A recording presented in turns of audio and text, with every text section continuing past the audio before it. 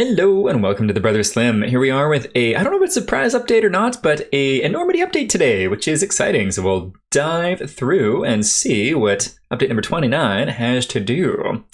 Book format changes, base rings, campaign stats, Journeyman, gear types, and more. Hi Spacers, welcome aboard. It's been a few weeks since the last update and a lot has happened since then. We introduced you to the Hollowed and the Snatcher, talked about some big changes to the core game, and gave you a first look at the Black Compromat campaign through the TTS demo. Many of you have already played it. I did, it was pretty fun. I misplayed the heck out of it, but it's still a good time. And your feedback's been incredibly helpful. Thank you. Today we've got a little bit of everything for you. A new boss you'll definitely want to keep your distance from, new gear info fresh from the wreckage, and a peek behind the curtain where production is picking up speed and exciting things are taking shape. Very cool, very cool. Suit up and keep your eyes open. Things are getting louder out there.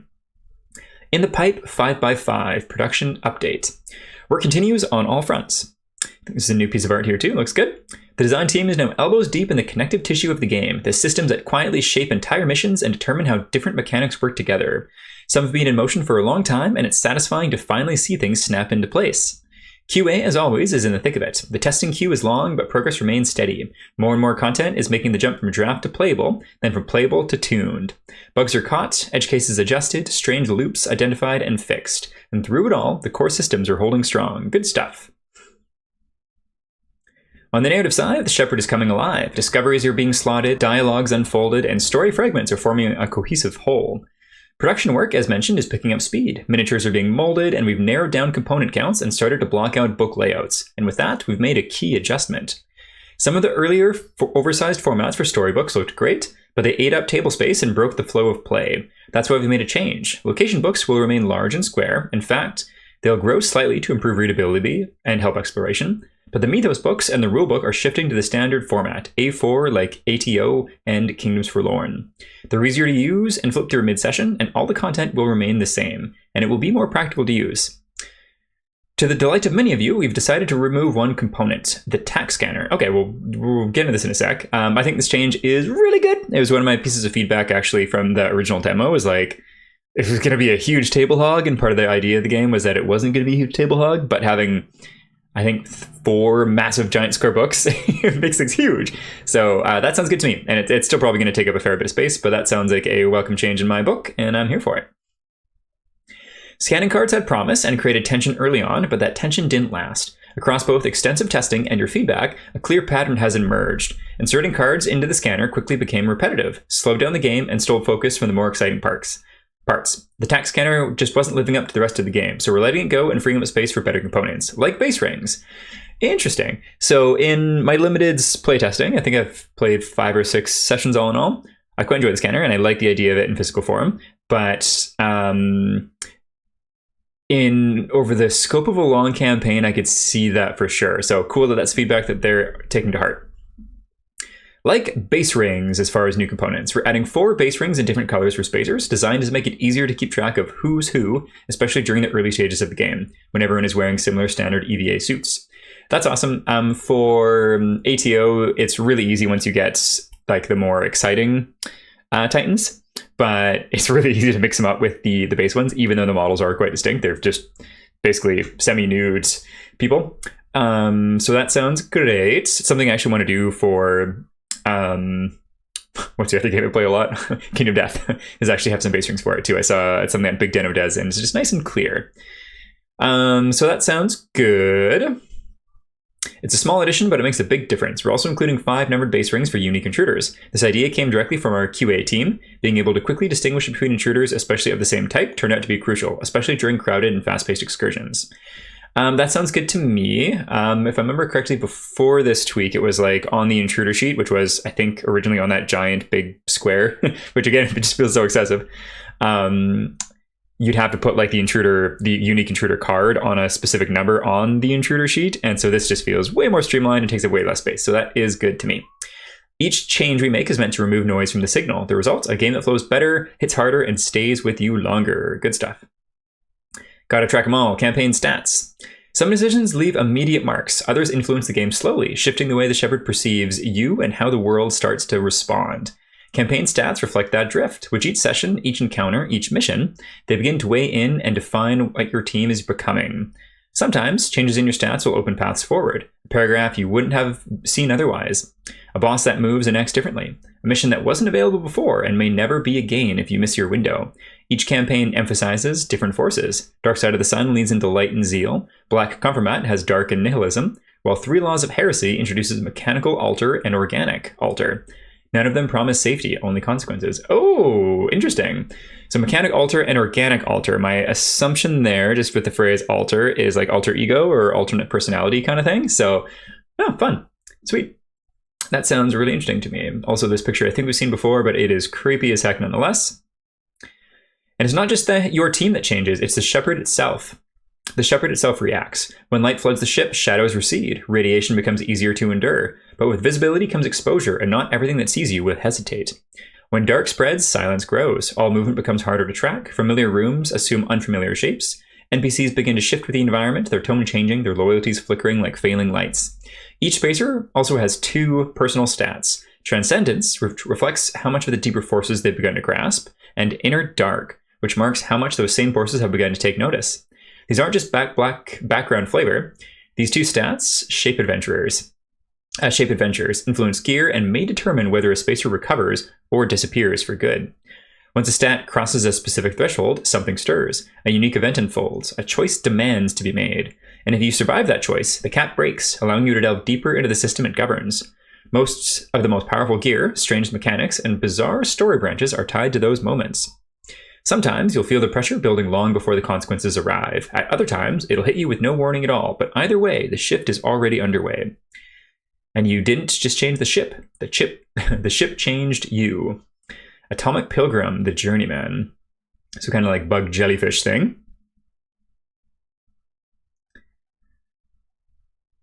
There are things aboard the Shepherd that want you dead. They stalk, they devour, they corrupt, and then there's the Journeyman. His exact nature and his goals remain a mystery. He doesn't seem fond of the assimilation or the grins. The assimilation, I don't know if that might be the mushroom robot things. I thought it was actually the grins, but the grins are the smiling xenomorph-looking critters. Or xenomorph-inspired. They don't really look the same at all. He's something different altogether, an echo of a civilization so old its language became extinct. The Journeyman does not wage war, but that doesn't mean peace. He's unlike any other boss you'll face. Journeyman doesn't charge at you. He doesn't roar or flail. Instead, he slips between walls, warps through cover, teleports, and vanishes when cornered. He's reactive, evasive, and very precise. And if he considers you a threat, he'll unleash sudden, calculated violence. Not to destroy, just to neutralize you. In terms of mechanics, the Journeyman introduces a new layer of tension. He seeds nuclear tokens in your spacer pool, then uses them to power up his attack against you. He uses orange dice, each marked with nuclear symbols that trigger volatile atomic effects when paired with nuclear tokens.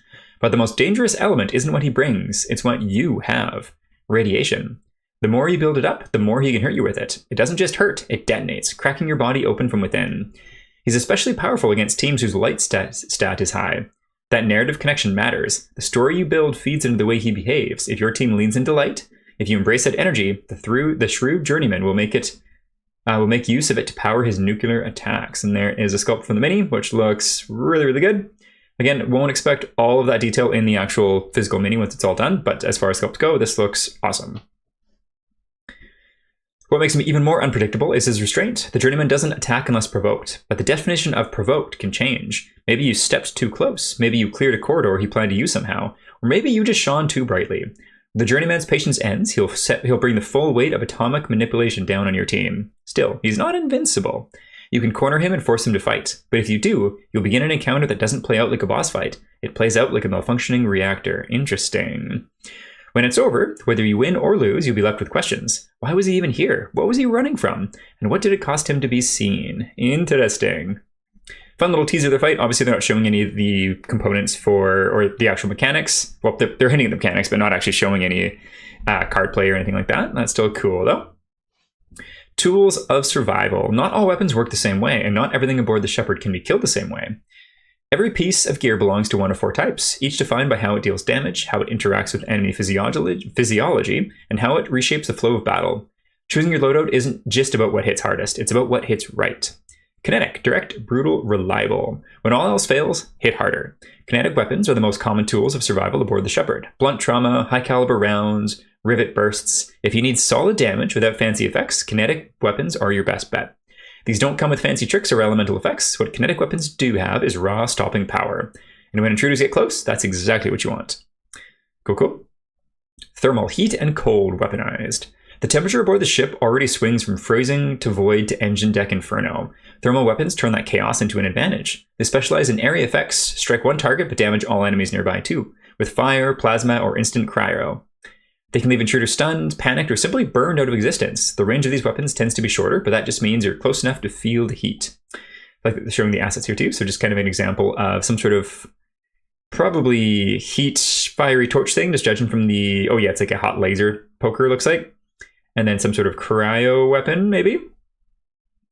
Energy, powerful, volatile, and hard to control.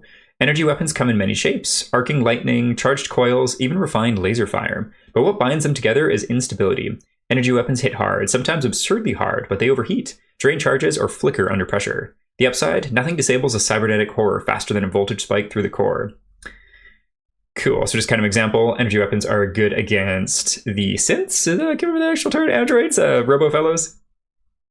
Ooh, creepy. Chemical, strange, corrosive, unpredictable. Rare, and for a good reason, chemical weapons stand to be grotesque in both design and effect. Sludge, toxins, corrosive clouds. Some enemies are resistant, others melt like butter. It's worth knowing which is which. That art is suitably gribbly, that's for sure. Gives me kind of like, what is it? Hive Tyrant, the Tyranids from 40k, but also a very like alien. Oh, maybe also like what's that faction in Destiny? The Hive, very much the Hive too. Really, really cool. We heard you like minis. Over the past few updates, we've shown you a lot. Miniatures, renders, reworks of strange and beautiful things taking shape in our workshops. And we've noticed something. Many of you have upgraded from the baseline edition pledge to the exclusive edition, with miniatures instead of standees. That shift means a lot. It tells us our artistic work is resonating with you, that the designs we're pouring so much into are landing exactly the way we hoped. Thank you. Yeah, interesting. So I would say that uptick is because they've shown a lot of updates since the campaign, because there's a bunch of things that didn't actually have sculpts, and there's a bunch of things that are being reworked.